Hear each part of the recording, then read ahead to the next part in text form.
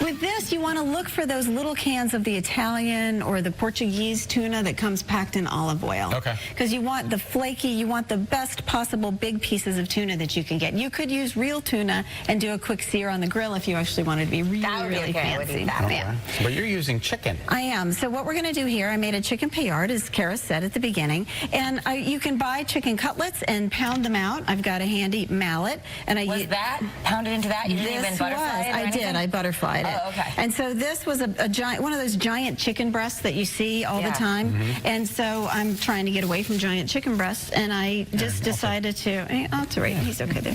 All right. So you've got a nice little nonstick pan. Nice little nonstick pan that's been heating. I'm just going to season this a little bit with some salt and pepper. Is that a Swiss Army pan? This is actually Swiss Diamond. Oh, because I saw the little symbol. Yeah, it's made in Switzerland, nonstick. And you like that? I know really you sell do. the gear at your place, You know, I'm very picky about my nonstick. I like it to be made either in the U.S. or in Europe.